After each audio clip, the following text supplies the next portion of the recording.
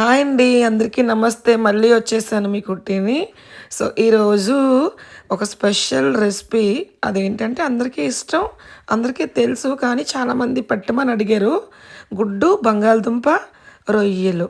So, ఈ 3 కాంబినేషన్‌లో ఒక మంచి కర్రీ వండేద్దాం. ఓకేనా? ముందుగా మనం గుడ్లు బాగా బంగాళదుంపలు, గుడ్లు ఉడకబెట్టుకొని చక్కగా గుడ్లు మనం ఎందుకంటే కన్నాలు పెట్టుకుంటున్నాను చాక్‌తో అటు ఇటు కన్నాలు పెట్టుకొని, మనం వేగినప్పుడు పసుపు వేసుకుంటే చాలా మంచి కలర్ వస్తది. గుడ్డుకి ఇంకో లేయర్ వచ్చి తినాలి అనిపిస్తది. చిన్నపిల్లలు ఇంకా ఎక్కువగా తింటూ ఉంటారు. సో, అలా హోల్స్ పెట్టుకోవడం వల్ల, పసుపు వేయడం వల్ల మనం ఎన్ని ఎగ్స్ అయిపోయినా సరే ఫస్ట్ ఆఫ్ ఆల్ మనకి ఆ యొక్క నూనె అనేది మీదకి రాదన్నమాట. ఇదొక చిన్న టిప్పు. చూడండి.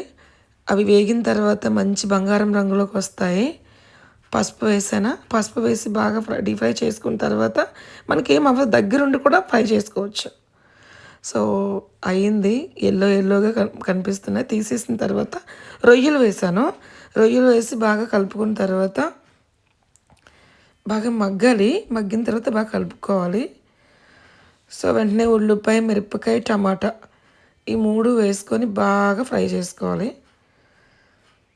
ఫ్రై చేసుకున్న తర్వాత ముందుగా మనం ఉడకబెట్టుకొని ఉంచుకున్న బంగాళదుంపలు, వేపి ఉంచుకున్న రొయ్యలు, గుడ్లు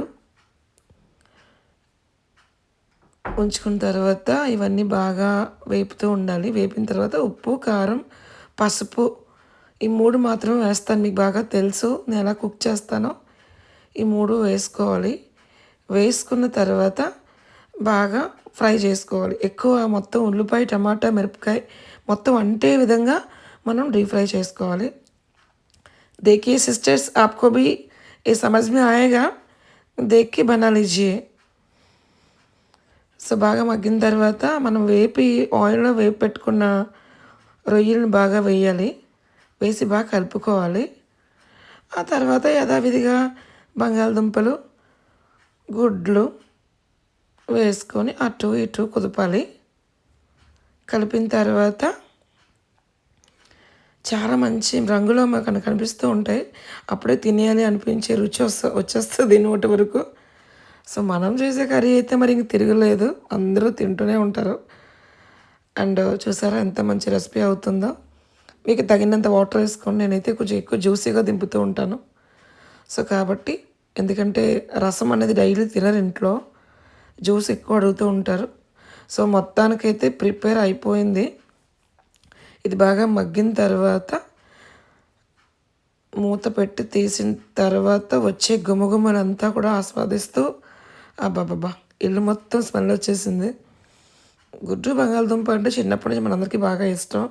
సో, నా స్టైల్‌లో నేను వండేసాను. మరి మీరు కూడా వండేసి ఎంజాయ్ చేయండి. బయట వర్షం పడుతుంది. ఇంక తినేద్దామని ఆకలి కూడా వేసేసింది.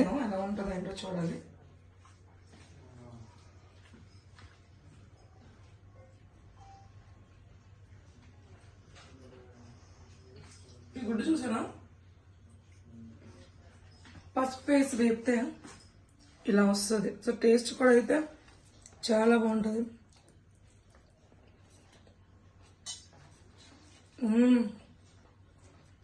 సో, లైక్ చేయండి, షేర్ చేయండి, సబ్స్క్రైబ్ చేసుకోండి.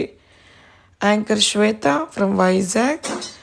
అందరూ బాగుండాలి, అందరితో పాటు నేను కూడా బాగుండాలి.